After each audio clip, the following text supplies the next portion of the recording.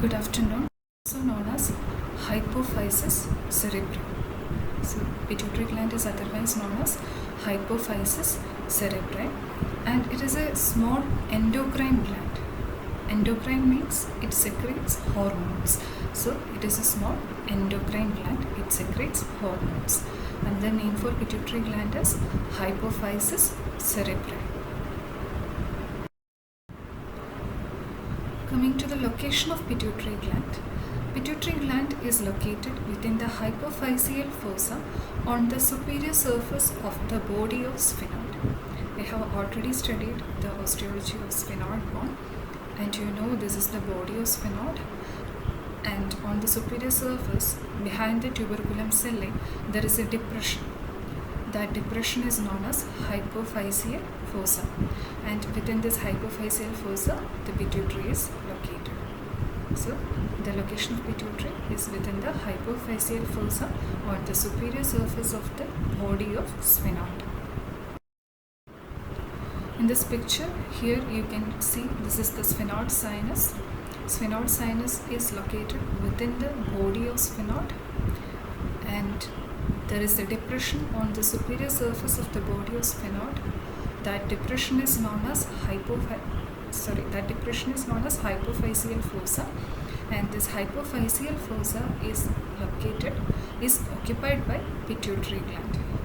Pituitary gland is otherwise known as hypophysis cerebri. Now the pituitary gland is suspended from the floor of third ventricle by a narrow stalk called infundibulum. Here you can see this is the third ventricle and this is the pituitary gland. Pituitary gland is suspended from the floor of third ventricle by this narrow stalk, and that stalk is known as infundibulum. Okay, this is the infundibular stalk. Now in this picture you can see this is the sphenoid bone, right? On the superior surface of sphenoid bone there is this depression known as hypophyseal fossa, and within this depression you have got the pituitary, and you can see that the gland is enclosed by the dura, right? This is the dura and it is enclosing the pituitary gland. But on the superior surface the dura is pierced by infundibulum, and this dura on the upper wall on the superior surface, that is the diaphragma cella. So I repeat, the pituitary gland is enclosed by dura. The dense upper wall of this dura is known as diaphragma cella, and this dura is pierced by infundibulum. In this picture you can see this is the superior surface of the body of sphenoid. This is the hypophyseal fossa, and the dural fold here is known as diaphragma cella, and this diaphragma cella is pierced by the infundibular stalk of pituitary gland. On either side of pituitary gland, this is the pituitary, and on either side of pituitary gland you have cavernous sinus. This is the cavernous sinus on either side of pituitary gland. In front you have anterior intercavernous sinus, and posteriorly you have posterior intercavernous sinus. In this figure you can see this is the pituitary gland, this is the infundibulum of the pituitary stalk, and on either side you have the cavernous sinus. This is the cavernous sinus on either side, and anteriorly you have the anterior intercavernous sinus, and posterior to pituitary you have the posterior intercavernous sinus. It is called so because it is connecting the two cavernous sinuses on either side anteriorly. That is by the name anterior intercavernous sinus, and this is the posterior intercavernous sinus. Coming to the shape and measurements, pituitary gland is oval in shape. It measures 8 mm anteroposteriorly and 12 mm transversely, and it weighs about 500 mg. And coming to the relations, we have already seen this. Superiorly you have optic chiasma with the diaphragma cella intervening. Inferiorly you have sphenoidal air sinuses with thin bony plate of hypophyseal fossa intervening, and laterally you have cavernous sinus. So in this picture you can see that superiorly you have the diaphragma cella, which is pierced by the infundibulum stalk. Inferiorly you have the bone of hypophyseal fossa separating it from the sphenoidal air sinus. On either side you have cavernous sinus. Anteriorly you have the anterior intercavernous sinus, and posteriorly you have the posterior intercavernous sinus. Now coming to the subdivisions, pituitary is divided into anterior pituitary and posterior pituitary. Anterior pituitary is otherwise known as adenohypophysis, and posterior pituitary is otherwise known as neurohypophysis. So this is adenohypophysis and this is neurohypophysis. Adenohypophysis is the anterior pituitary and neurohypophysis is the posterior pituitary. Now the adenohypophysis and neurohypophysis, they differ embryologically, morphologically and functionally. Now we will see how the adenohypophysis and neurohypophysis differ embryologically. Adenohypophysis develops as a diverticulum. That diverticulum is known as Rathke's pouch, and this diverticulum arises from the ectodermal roof of stomodium. Stomodium is the primitive mouth. So this is the stomodium. This is the ectodermal roof of the stomodium, and you can see a diverticula here. This diverticula is known as Rathke's pouch, and it is from this Rathke's pouch that the adenohypophysis develops. Now again in this picture you can see this is the stomodium, this is the ectodermal roof of stomodium, and you can see this diverticula, and this diverticula is forming a pouch here, an adenohypophyseal pouch or the Rathke's pouch, from which the adenohypophysis or the anterior pituitary develops. Now we can see this diverticula is extending into the sphenoid bone. This is the sphenoid bone, right? And as the sphenoid bone is growing, the stalk is getting thinner and thinner, and due to the rapid growth of sphenoid bone, the stalk or this communication with the pharynx will disappear completely.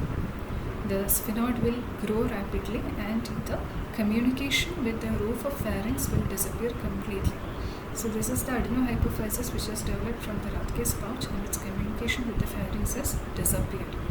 If this communication persists, that communication is known as craniopharyngeal canal. If this communication persists, it is called craniopharyngeal canal, because it is a canal between cranium and pharynx. That's why it is called craniopharyngeal canal. Okay, so adenohypophysis is developing from Rathke's pouch, which is a diverticulum arising from the ectodermal roof of stomodium. Now we will see from what structure the neurohypophysis develops. Again, in this picture you can see this is the Rathke's pouch, which is a diverticulum arising from the ectodermal roof of stomodium, and you can see that neurohypophysis is developing as a downgrowth from the floor of diencephalon. So neurohypophysis is developing as a downgrowth from the floor of diencephalon. Here again you can see the Rathke's pouch has been converted into adenohypophysis. It has lost its communication with the pharyngeal roof. If there is a communication present, it would be called craniopharyngeal canal. So you have the adenohypophysis here, and there is a downgrowth from the floor of diencephalon, and that downgrowth will develop into neurohypophysis or posterior pituitary. So that is the development of pituitary gland. Now the adenohypophysis is further divided into three: pars anterior or pars distalis, pars intermedius, pars tuberalis. So you have pars distalis or the pars anterior, you have the pars intermedia or pars intermedius, and you have the pars tuberalis. So I repeat, you have pars anterior or the pars distalis, you have the pars intermedia, and you have the pars tuberalis. So these are the three parts of adenohypophysis or the anterior pituitary. Now here in this table you can see the different cell types present within the anterior pituitary and the hormones secreted. So pars anterior or pars distalis has got two different types of cells. You have acidophilic cells and basophilic cells. Acidophilic cells secrete two hormones, growth hormone and prolactin. As the name suggests, growth hormone helps with growing. It is involved in growth. Prolactin is prolactin, that is, it helps lactation. Prolactin, so it helps in lactation. Basophilic cells secrete adrenocorticotrophic hormone, thyrotrophic hormone and gonadotrophic hormone. If you see, all these are trophic hormones. So three trophic hormones: adrenocorticotrophic hormone, thyrotrophic hormone, gonadotrophic hormone. As the name suggests, adrenocorticotrophic hormone acts on adrenal cortex. Thyrotrophic hormone acts on thyroid gland. Gonadotrophic hormone acts on gonads, that is ovary and testis. Now the pars intermedia secretes melanocyte stimulating hormone. Melanocytes give pigmentation to the skin. So the melanocyte stimulating hormone is secreted by the pars intermedia. So these are the hormones that are secreted from the anterior pituitary. That is why it is called an endocrine gland, because it is secreting hormones. So we saw already adenohypophysis has got three parts: pars distalis or anterior, pars intermedia and pars tuberalis. Now we will see the neurohypophysis. Neurohypophysis has got two parts. There is a pars posterior and infundibulum. These are the two parts of neurohypophysis or the posterior pituitary. Now we will deal with the functional connections with hypothalamus. So there are two functional connections with hypothalamus. There is a hypothalamo-hypophyseal tract and hypothalamo-hypophyseal portal system. Now to remember this name, this tract is between hypothalamus and the hypophysis cerebri. Hypophysis cerebri is another name of pituitary gland. So there is a tract between hypothalamus and hypophysis cerebri, which is called the hypothalamo-hypophyseal tract, and then there is a portal system between the hypothalamus and hypophysis cerebri, which is called hypothalamo-hypophyseal portal system. First of all, we will see the hypothalamo-hypophyseal tract. So this tract contains nerve fibers arising from the supraoptic and paraventricular nuclei of hypothalamus.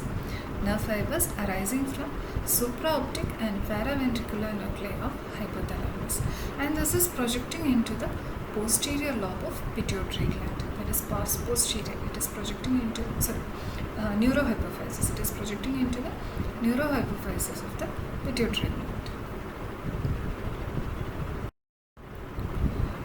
In this picture, you can see these are the supraoptic nuclei and these are the paraventricular nuclei. And you can see nerve fibers are arising from supraoptic and paraventricular nuclei. They are passing through the infundibulum and it is reaching the posterior pituitary. So this is the hypothalamo-hypophyseal tract. So this supraoptic nucleus and paraventricular nucleus, they release two hormones, vasopressin and oxytocin. Vasopressin is otherwise known as antidiuretic hormone or ADH. So once more, supraoptic nucleus and paraventricular nucleus releases two hormones, vasopressin and oxytocin. So vasopressin or oxytocin, they are produced in supraoptic and paraventricular nuclei. They are transported by this hypothalamo-hypophyseal tract. Then it is stored in nerve endings called herring bodies. And then they are released into the venous sinusoids when necessary.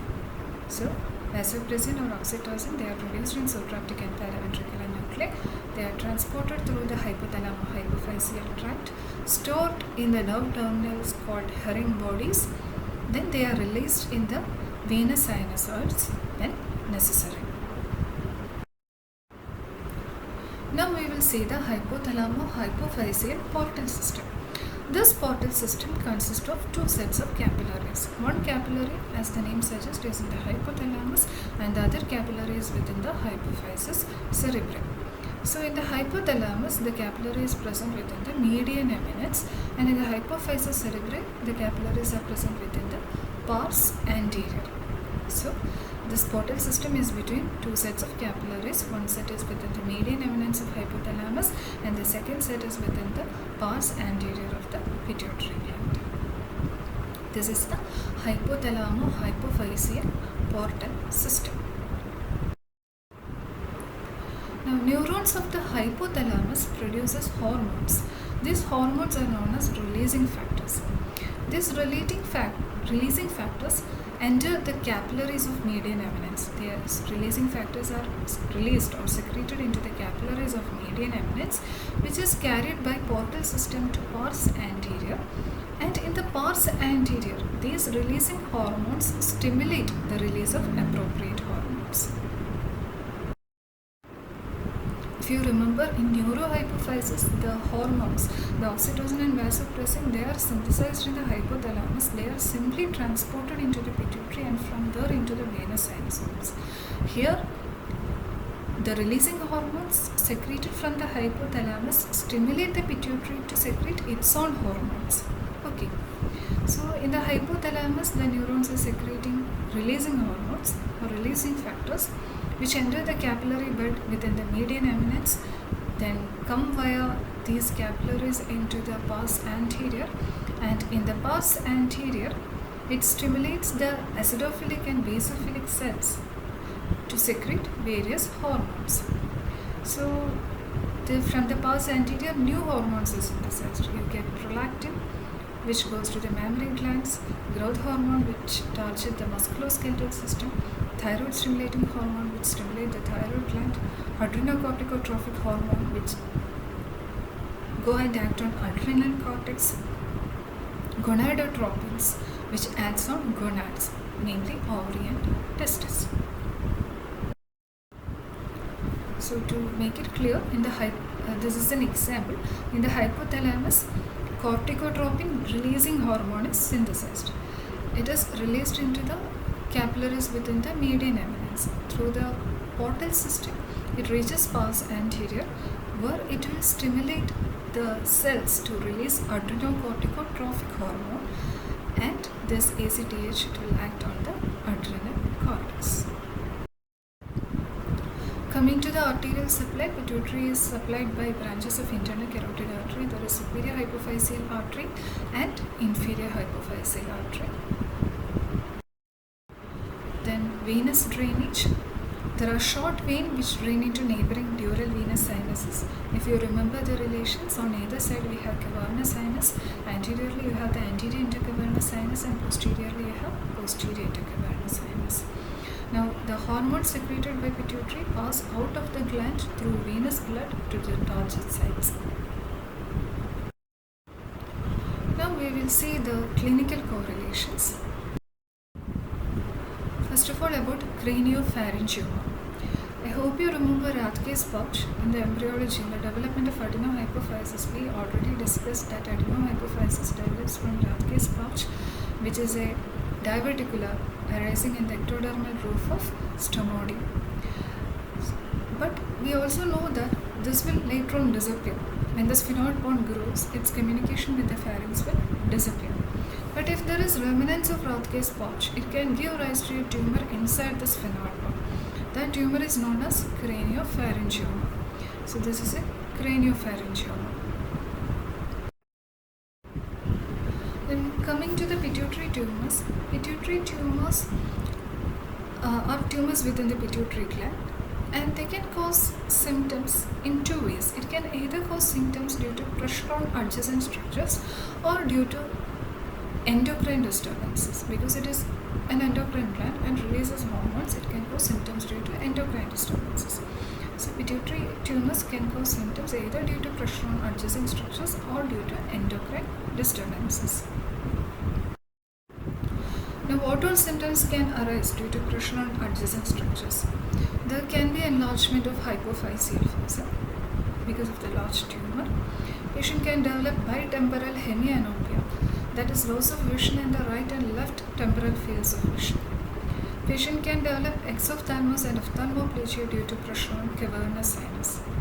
Now we will see each of them. In this figure, This is the hypophyseal fossa, and you can see there is enlargement of hypophyseal fossa to accommodate this very large tumor. Okay. Now, this is bitemporal hemianopia. That is, patient is not able to see the temporal field or the lateral field. He can only see the medial field. He cannot see the lateral or temporal field.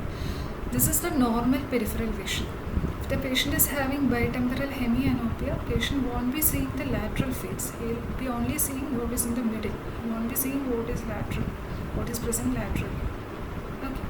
So how the bitemporal hemianopia develops? The rays from the temporal field falls on the medial aspect of retina, or the vision from the temporal field or the lateral field is carried to brain by the fibers present on the medial aspect. And the fibers on the medial aspect, as you can see here, they will cross to opposite side at the optic chiasma. A pituitary tumor can compress the optic chiasma due to its close relation, and that can compromise the function of these median fibers and thereby causing loss of temporal vision.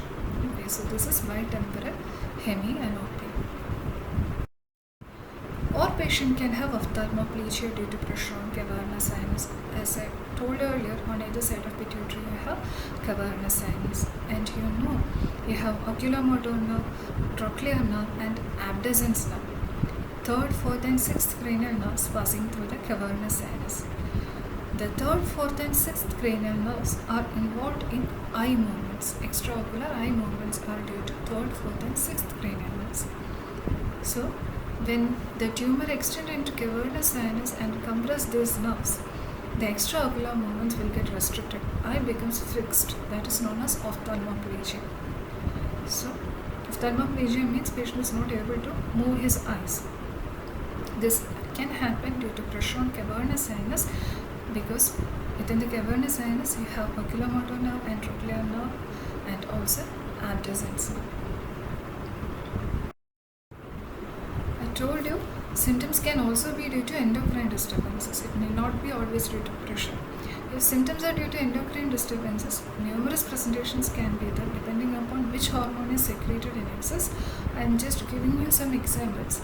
If there is excessive growth hormone prior to puberty, the patient can have gigantism. If the excess of growth hormone is happening after puberty, patient can develop acromegaly. If there is excess of ACTH, adrenocorticotrophic hormone, patient can develop Cushing's syndrome. So this is a case of gigantism. This is the normal man with a normal height. So this is a case of gigantism, which means the patient had increased amount of growth hormone prior to attaining puberty. This is a case of Cushing's syndrome. You can see the moon facies here. Here also you can see the moon facies. There is central obesity and striae. So this is a typical case of Cushing's syndrome. Now coming to surgical approaches for removal of pituitary adenoma. There were many surgical approaches, many open surgical approaches for removal of pituitary adenoma, but now we have entered an endoscopic era. We are using endoscopy for removal of pituitary adenoma. So here you can see an endoscope is introduced through the nasal cavity. We have approached the sphenoid sinus, and if you remove the roof of sphenoid sinus, if you remove the floor of hypophyseal fossa, we can gain access to the pituitary tumor. In this figure you can see this is the pituitary tumor. This is how you see it through the endoscope, an endonasal endoscope.